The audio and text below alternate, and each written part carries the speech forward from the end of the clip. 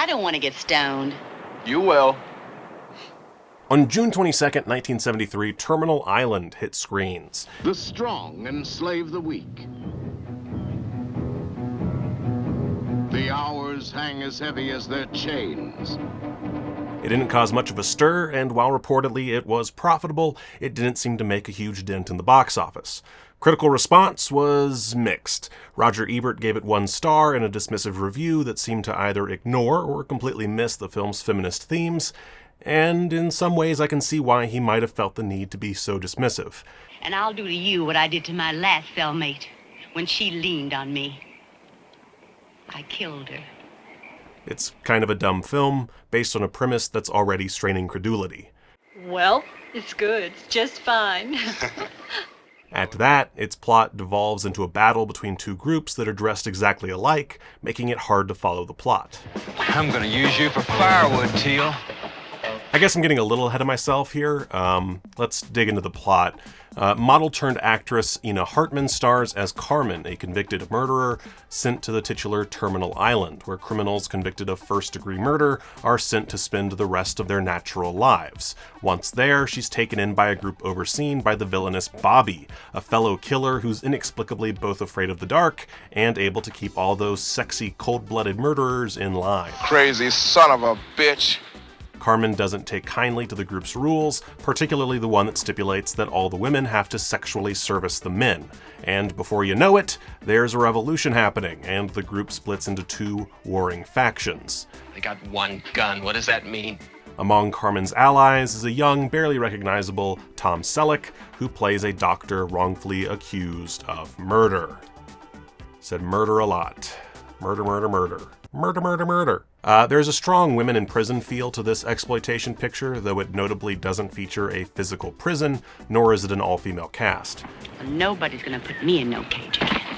Director Stephanie Rothman infuses the goings-on with a hefty dose of feminism, thereby ditching most of the more sexist elements of the WIP genre, such as the need for prolonged rape scenes, an expectation that is wisely subverted in Terminal Island.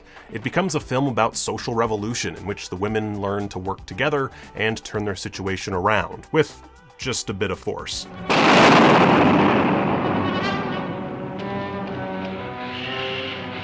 That dude just took his last crap. It's a message of peace and cooperation seen through a lens of violence. Sounds good. Then we'll end the show with footage of our star. Have you seen what we got in today? Terminal Island has to have my favorite slice of exposition I've ever seen in a motion picture. It opens with a news team going over the details of a story on Terminal Island, including a remarkably cheap way of introducing the major players without ever requiring the actors to be available. Hey, I know her, Lee Phillips. She threatened United Trust Bank. Either they pulled all their money out of South America or she was going to blow up a branch a week. It's a great introduction not only to the plot, but also to the film's satirical edge. The dry humor of the producer cycling through everything you need to know before jumping into the island plot is hilarious, as is his open contempt for the viewing audience. It's too soon to run it again. Viewers are going to remember. Come on, those dummies can't remember what they saw 5 minutes ago. This prologue starts off with a bunch of cheapo interviews with various folks on the streets, as well as a piece on the death penalty being ruled unconstitutional and leading to the creation of Terminal Island, which is all shown on the screens in this little television studio. Really, everything and everyone that needs to be introduced is done in this simple and humorous lead-in. It's just really smart filmmaking. It's very, very economical. We don't meet a single one of our main characters, but we know everything we need to know about them.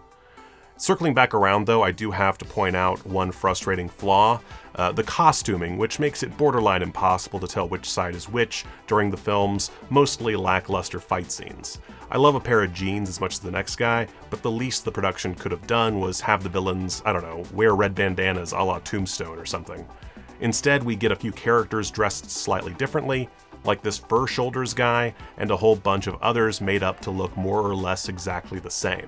If this were a proper prison movie, there'd be some reasoning here, but since these guys are all on an island and have shown they have access to a myriad of supplies, I feel like there's a missed opportunity here to better differentiate between the enemies and the allies. Beyond that, I guess some of the thematic stuff is a bit forced, and scenes don't always make a lot of sense. The bee scene, for example.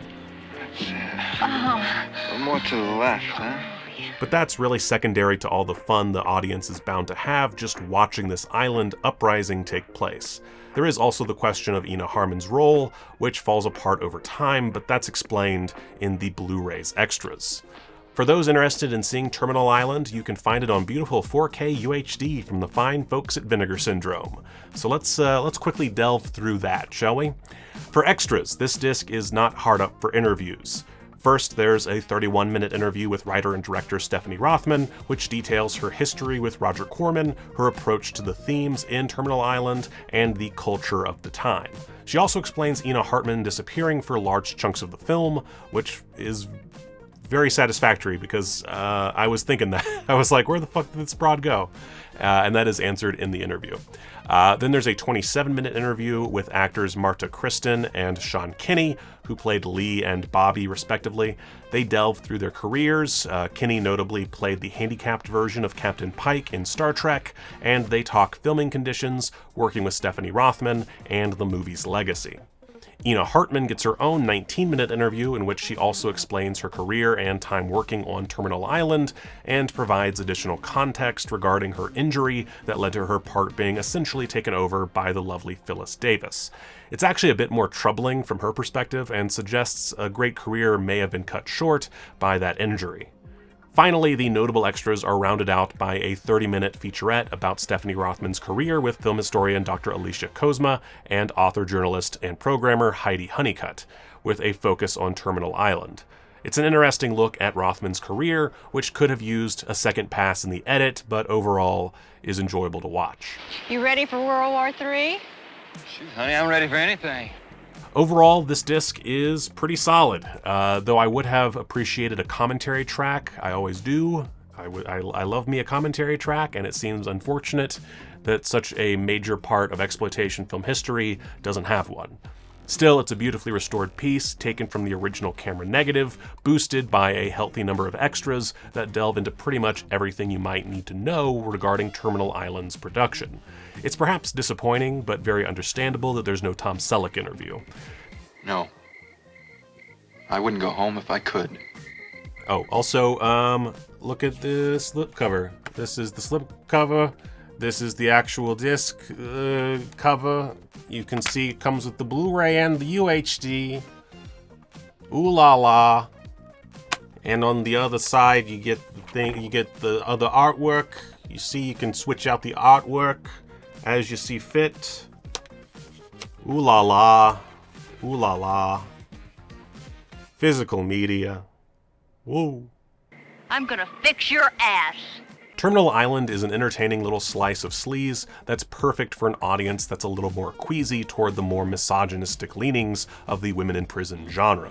She's dead. It's an angry picture that maintains a shocking amount of optimism for the future of mankind, thereby easily making up for the little flaws that develop over the course of its tight 88-minute runtime. You want some honey?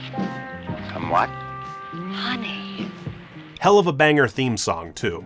Born to be bad, well, she came to the city, and everyone said it was an awful damn pity. She never knew love, but she sure learned a lot about hate. If you're into classic exploitation cinema, you could do a lot worse than Terminal Island, so check it out for yourself if you haven't already, and until next time, go watch a movie. It's gonna take me some time to give you all that is mine. I'm looking ultra fine from your view from behind. It's gonna take me some time to give you all that is mine. I'm looking ultra fine from your view from behind. As far as my fun, twerk and play out. You got what's coming, you gonna shout. Sit right down, boy, hands in a cup.